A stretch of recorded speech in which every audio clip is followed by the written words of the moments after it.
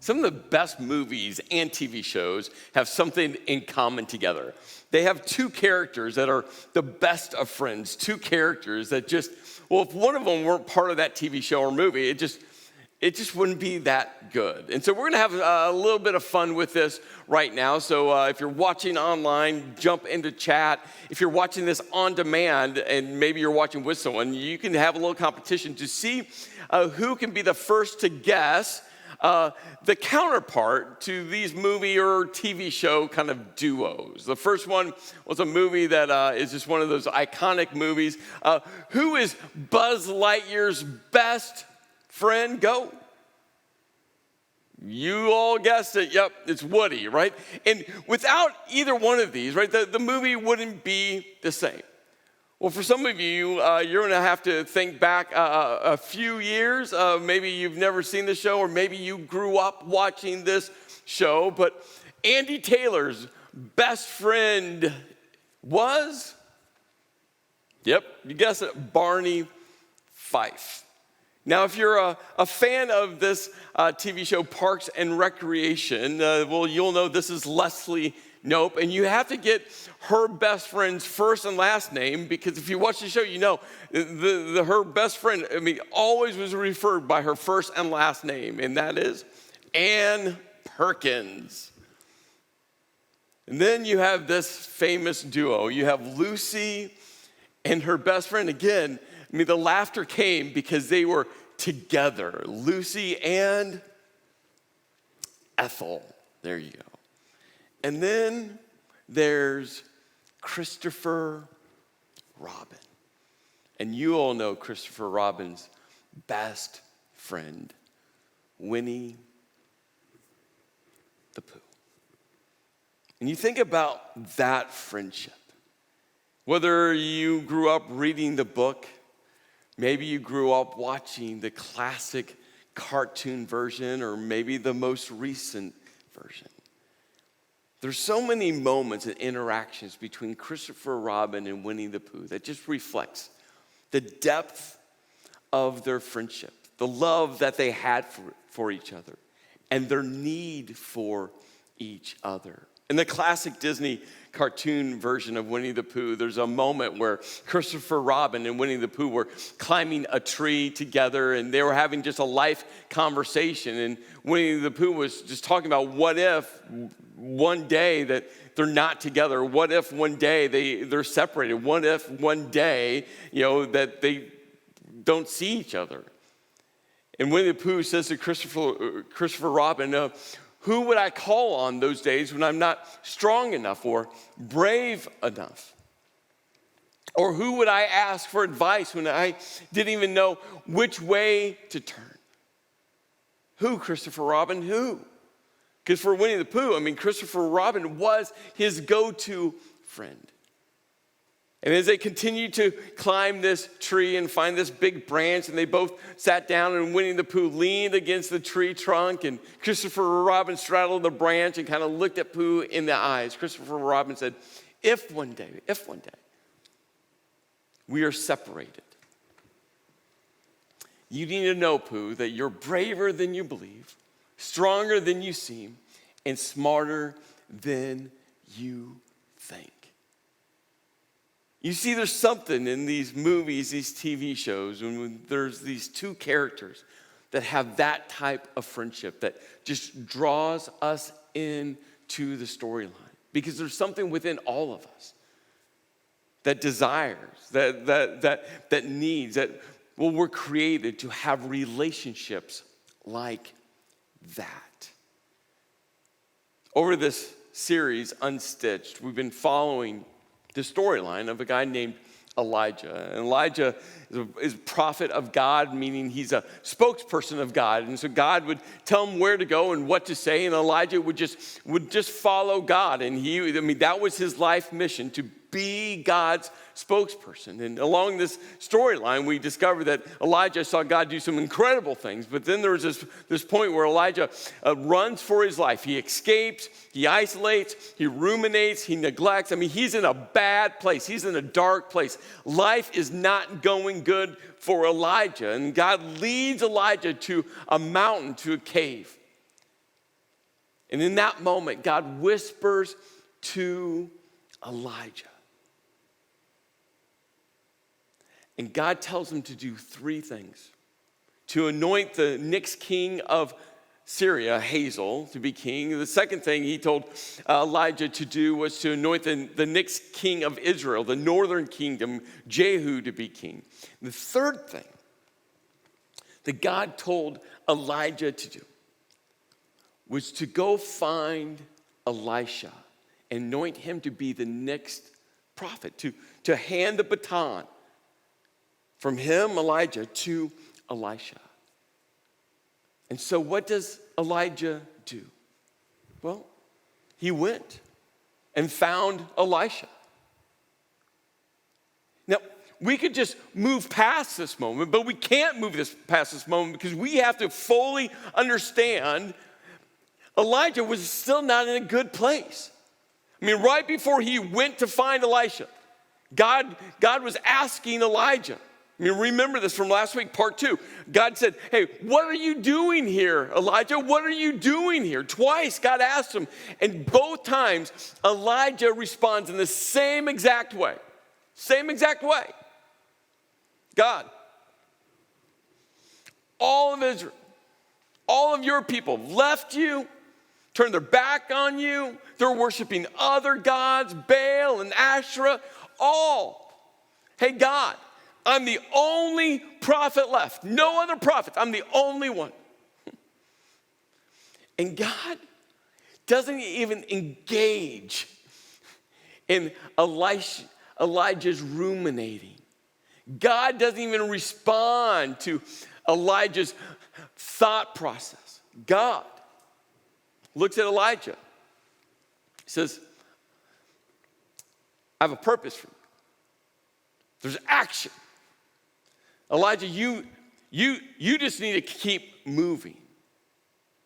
You see, faith is not dependent on feeling. So many times, we connect faith to feeling. And what we see in Elijah's life and what we see in countless other storylines throughout the Bible, that faith is dependent on following. Have you ever woken up and said, well, I just don't feel like going to church? Have you ever walked into church or logged on to church online and said, well, I just don't feel it today? Have you ever prayed and said, well, I just don't feel God? Have you ever went and to help serve someone and you just didn't feel it? I'm just telling you. So many times we make faith decisions based off of feeling. And feelings come and go. Feelings are so emotionally complex. And faith is dependent on following, whether you feel like it or not. Elijah didn't feel like it. I'm telling you, he just didn't feel like it. But he went. He went. Because what Elijah understood, that was about his call to follow God. So Elijah went. He found Elisha. Elisha was in the fields, and we're told that there was 12 teams of oxen in the field, and Elisha was plowing them. And this is so important to understand, because this is a picture that Elisha, part of his family farm, it was a very lucrative farm. It was a very robust business venture. I mean, Elisha was part of something. 12 teams of oxen. This was a large operation that Elisha was part of. And that one day, right, it'd get handed down to him. Elisha had his entire life plan, his purpose laid out for him. He was part of the family business, and business was good. And Elijah walks up to Elisha, and he throws his cloak across his shoulders, and then simply walked away. The symbol of Elijah throwing the cloak over his shoulders was a powerful symbol of saying, Elisha, the call of prophet is being laid upon you, and you are to follow me, because one day I'm going to hand the baton over to you. I mean, this was a powerful moment. Elisha knew full well what this moment was all about. But Elijah just walks away. So Elisha, well, he runs after Elijah and says to him, hey, first let me go back and kiss my mother and father goodbye, and then I will go with you. Hey, Elijah, I got to say all my goodbyes. I mean, this is my family. I got to say goodbye first. And Elijah simply says to him, go back, but think about what I have done. Go back, Elisha. Go say all your goodbyes. Kiss your mama goodbye. High five, hug your dad goodbye. I mean, say all your best friends growing up, say goodbye. Your brothers and sisters, say goodbye. I mean, tell everyone goodbye. But think about what I have done. You see, when Elijah walks up to Elisha, he doesn't say anything. He places his cloak over him and walks away. The symbol was clear. But how many questions do you think Elisha had? Well, where are we going next? And how long? And will I ever be able to come back home again? And is this for a temporary period of time, or is this forever? I mean, think about the number of questions that Elisha had for Elijah. But here's what Elijah knew. That God consistently requires action before answers. And that's why Elijah looks at Elisha and says, fine, go say your goodbyes. Go tell everyone what you are about ready to do. Go, but think about what I've done right in this moment. Because Elijah knew that all of his family members, all of his friends would ask him countless questions that Elisha didn't have answers for. Elijah knew the faith isn't connected to feeling, because the feelings of saying goodbye to loved ones and family members and friends and the security of your home and the security of your future, security of your livelihood, those feelings are strong feelings. With Elijah, faith is connected to following. So Elijah goes to say his goodbyes, but not only does he go say his goodbye, we're told that he takes his oxen team and he slaughters them. And then he uses the wood that would bind them together, like the plows. He took the wood and used it for a fire. And he cooked a feast. I mean, this is so powerful of a symbol of Elisha's commitment to say, this current life that I know right now is done. I'm moving on to a new day. I can't come back home. I can't come back to my old life. I can't come back. It was Elisha saying, I'm turning the page over. A new chapter is started, and now I'm following God. And not only does Elisha cook this amazing meal for his family, we're told that he fed the entire town. I mean, Elisha goes public with this decision to say, I am following God's call. Follow. Don't have all the answers, but I'm following. I'm following. And over the next years, Elisha walked beside Elijah. Over the next years, Elisha served Elijah. He learned from Elijah. They went wherever God told them to go. They said whatever God told them to say. And those two together spent countless hours together, talking life, talking about the faith journey, talking about what God had called them to do, talking about what they just experienced.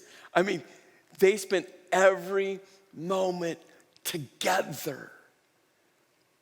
But here's what Elijah knew and Elisha knew. They both knew that one day the baton from Elijah was going to be officially handed over to Elisha. But that timing was in God's hands. So one day, they were traveling from Gilgal, and Elijah looks at Elisha and says, "Stay here, for the Lord has told me to go to Bethel." But Elisha, just quickly responds, says, "As surely as the Lord lives and you yourself live, I will never leave you." So they went down together to Bethel. And then a group of prophets show up, and these prophets come to Elisha, and this is what they ask him. They said, did you know that the Lord is going to take your master away from you today? And you could just tell all of Elisha's frustration just in this whole moment, saying, "Yeah, I fully understand. Of course I know. I've been walking with my friend for the past numerous years. Like, yes, I know what's going on. Be quiet about it. Stop talking about it. Leave me alone. Allow me this time with my friend." And then Elijah looks at Elisha a second time. He says, "Stay here, for the Lord has told me to go to Jericho." And Elisha responds the same exact way. He goes, "As surely as the Lord lives and you yourself live, I will never leave you." So they went together to Jericho. And then another group of prophets come to Elisha and they say, "Hey, did you know? Did you know?" And again, Elisha, just has to be beyond himself, going, "Yes, of course I know. Be quiet. Leave me alone. Get out of here. Allow me time with my mentor, my leader, my friend." And then Elijah says to Elisha a third time, "Stay here, for the Lord has told me to go to the Jordan River." And how do you think Elisha responds? Yeah, same way. "Surely as the Lord lives, and you yourself, I will never leave you." So they went on together. You see, life is better together. It just is. We are designed to do life together. It's why over and over again, God connects people's storylines together, because God knows how we're wired. It's why the social isolation has been so difficult for everyone, no matter your personality type. This is not a personality type thing. This is about how God has created us for relationship. It's why in Elijah's one of his darkest moments, on the side of the cave, saying to God, "God, I'm the only one. I'm by myself. I've given you everything. I've followed you. I've stayed faithful when I haven't felt like it. I followed you. Hey, God, I'm all by myself." And what does God do? He sends him. So his story would connect with Elisha's story. You see, this isn't in the text, but you know. Over these years that these two spent together, Elijah told Elisha about the moment where God rained down fire. This is part one of Unstitch'd. God rained down fire from heaven, burned out the altar, and then the evil Queen Jezebel said, "I'm going to kill you, Elijah." And what does Elijah do? He escapes. He runs for his life. And as he's escaping, running for his life, his assistant, his travel companion, his servant, someone just like Elisha, Elijah says to him, "Stay here." And what does that assistant, that servant do? Actually stays there. Which then means Elijah is now all by himself. And when he gets all by himself, he starts to ruminate. And when he starts to ruminate, he says to God, "God, my life is worthless. I just want to die." And then he stops eating, stops drinking. God has to come and feed him and give him water. And then God leads him to the cave. And God's answer to Elijah on the side of that mountain was to say, "Go find Elisha. Because life is better together. Go find Elisha." bring him beside you. Everywhere you go, he needs to come with you because life is always better together. Because we need each other. We need each other. So as they continue to journey together, Elijah looks at Elisha and says, hey, tell me what I can do for you before I'm taken away. Hey, Elisha, I know this is a difficult day. This is a day we both knew would come. This is a day that we both knew was going to take place. This was a day that we've wanted to avoid talking about, but we're here now. Hey, Elisha, I'm going to be leaving this earth. So what can I do for you? Can you sense just the love and the friendship and the humility of Elijah to Elisha? Say, hey, this is a hard day for me because I know my life is coming to an end. But Elisha, what can I do for you? And Elisha says, please let me inherit a double share of your spirit and become your successor. And on the surface level, this might feel kind of raw to you. Maybe like on the surface, the first time I read this, I kind of felt like, well, that's cold and insensitive of Elisha, right? Elisha is like standing next to his mentor, his friend, and his friend's getting ready to die, to leave the earth. And Elisha comes back and says, I want a double portion. But in fact,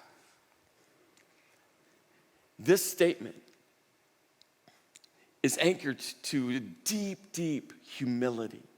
This statement is anchored to deep, deep respect. This statement reflects the depth of love that Elisha has for Elijah. You see, this double share, Elisha was saying to Elijah, hey, I know you're leaving, and you're gonna pass that baton to me. And there's no way I can even be close to measure up to who you were as a man of God. There's no way that I can be even close to the prophet Elijah that you are. There's no way that I can even attempt to wear the shoes that you have on. There's no way I can fill the gap. Elijah, when you're gone, there's just no way I can even come close to it. Hey, Elijah, I mean, you're going to leave this world, and I know it's going to come on my shoulders, but Elijah, I need something because I can't do it. I've walked with you, I've heard you, I've watched you, I've been beside you, and there's just no way. So friend, I just need something from you. And Elijah looks at his friend and says, you've asked a difficult thing. But if you see me when I'm taken from you, then you will get your request. But if not, then you won't. Well, Elijah is saying, hey, Elisha, if God orchestrates this so you actually see me leave, then God will give it to you. But this is in God's hands, not in my hands. So they continue to walk together and talk together. I wonder what this conversation was like. I wonder if Elijah just sees these moments just to pour every last piece of wisdom and knowledge in. I wonder if they reflected back to that first time they met each other and Elisha was in that field with his oxen team. I wonder if they just talked about the countless moments where they saw God do incredible things. I wonder if they talked about the moments where they just didn't know how God was going to show up. I just wonder what they talked about. But as they walked along and talked together, spending every last moment together, suddenly a chariot of fire appeared, drawn by horses of fire. It drove between the two men, separating them, and Elijah was carried by a whirlwind into heaven. That moment where Elisha experienced God taking Elijah up into heaven, where Elijah didn't have to face an earthly death.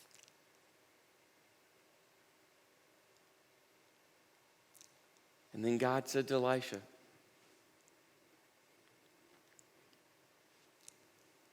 the baton has been passed to you.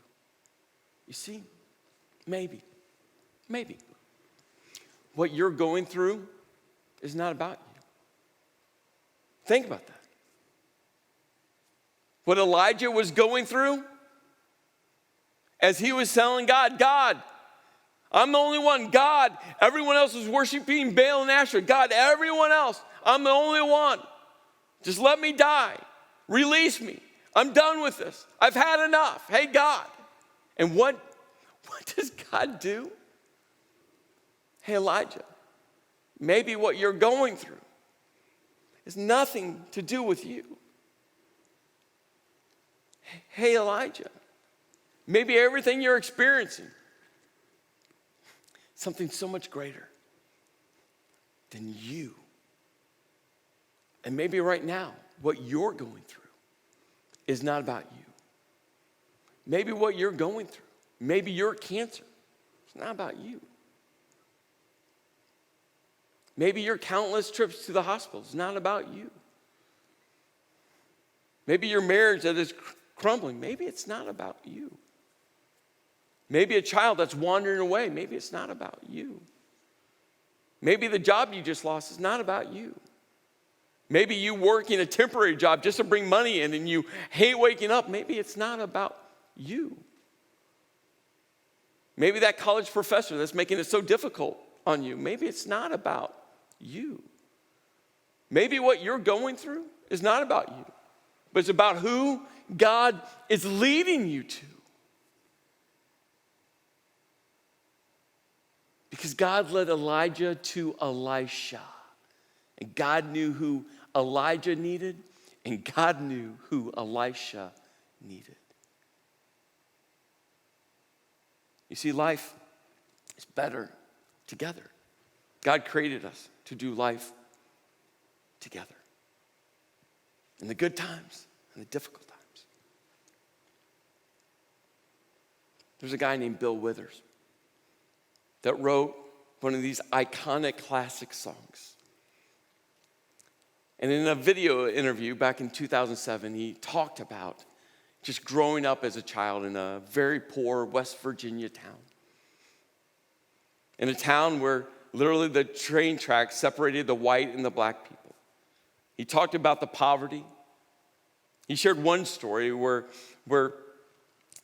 his house, his family owned a telephone, and a family right across the street, they owned a refrigerator. And so that family would come over to use their phone, and they would go over to get ice from their refrigerator. And how he grew up just realizing that, well, life is better together, that we really need each other. He talked about working in the mines, and white and black people would come together to work in the mines. But when you were working in the mines, it was a life and death job. And they realized that they needed each other. And in this 2007 interview, Bill Withers said, what's interesting is as we all left the mine, we were all black because the soot had covered all of us. And he got this smile on his face because he learned that the color of skin didn't matter. It's about life is better together. And out of growing up in extreme poverty, growing up with racial division, growing up, working a job that he never knew whether or not he was going to come out of the mines alive. He wrote the words, "Lean on me." Why? Because life is better together. And sometimes in our lives, we all have pain, we all have sorrow, but if we are wise, we know that there's always tomorrow. Lean on me when you're not strong, and I'll be a friend, and I'll help you carry on, for you won't be long till I'm gonna need somebody to lean on. And please swallow your pride if I have things things you need to borrow, for no one can fill those of your needs, and that you don't let show. Lean on me when you're not strong, and I'll be your friend, and I'll help you carry on, for it won't be long till I'm gonna need somebody to lean on. So just call on me, brother, when you need a hand. We all need somebody to lean on. I just might have a problem that you'd understand.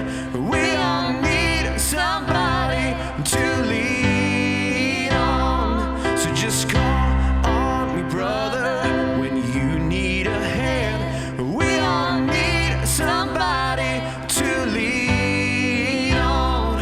I just might have a problem that you'd understand. We all need somebody to lean on. And if there is a load you have to bear and that you can't carry, I'm right up the road.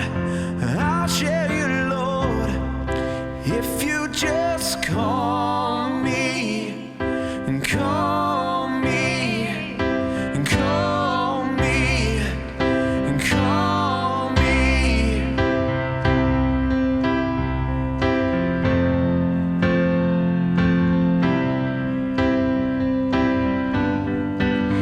Lean on me when you're not strong, and I'll be your friend, and I'll help you carry on, for it won't be long till I'm gonna need somebody to lean on, lean on.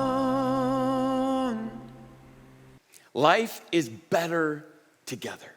It just is. It's why the church, a gathering of people, is the hope of the world, as God intersects stories together to help each other. The Tri-County Church, we call it the life path. The life path is all about connecting your story with other people's stories so that together, right, life is better together. And the first step onto the life path is what we call Discover TCC. And maybe you've been part of Tri-County Church for years and years and years, or maybe this is your first weekend connecting in. I want to encourage you. Take a step, your first step, to Discover TCC. Our next one is going to be May 14th, 6:30 p.m. It's going to be on Zoom. And we're going to drop that link in. You can go to our Facebook page. You can go to tcconline.church/what'sup. I mean, all these different places. Take a step, sign up for it, and take your first step on the life path, because we want to partner with you to connect your story with someone else's story. And together, just watch what God's going to do in you and through you. Remember, hold on to that maybe what you're going through right now, and what you're going through, I'm sure it's big. I'm sure the mountain, the obstacle in front of you is massive. I'm sure what you're going through right now is overwhelming. I'm sure what you're going through is unprecedented. I'm sure what you're going through right now, like I don't want to make light of it, but maybe what you're going through is not about you. It's about who God is leading you to. So next time you walk into the cancer center, maybe you just say a simple prayer. Hey, God, connect my story with someone else sitting here. Maybe it's a smile. Maybe it's a word of encouragement, a word of hope. Maybe you just put your arm around someone and say, hey, I know today is a difficult day, but we're here together. Maybe the next time you walk in the doctor's office or into that hospital waiting room, you find someone and you just breathe hope and joy into them. Maybe the next time you wake up and you're going to that temporary job because you lost your other job and this is a dead-end job for you and you don't like it at all. Maybe you wake up and say, God, today, connect my story with someone else's story. When you walk into that job, you breathe life and hope into someone. Maybe right now, You have a child that's wandering away from you and you're doing everything you can. Maybe, just maybe, you call a parent and you encourage a parent. Why? Because maybe what you're going through is not about you. It's about who? God is leading you to. Just maybe. God wants to take your mountain right now and lead you off that mountain to someone's life. Because God is a perfecter at connecting stories together. But remember, faith is not about feeling. Faith is about following. This week, seize every moment knowing that God wants to connect your story with someone else's story. Let's pray. Lord, I know what people are going through is massive. But Lord, you move mountains. Lord, you lead and guide. You've just called us to follow. So Lord, I just pray that no matter what every individual is facing right now, that they'll realize that just maybe, that mountain is all about you leading them to connect them with someone that desperately needs someone to walk beside them. Lord, I pray that we are that church. We're that church that understands that life is better together. In your name I pray.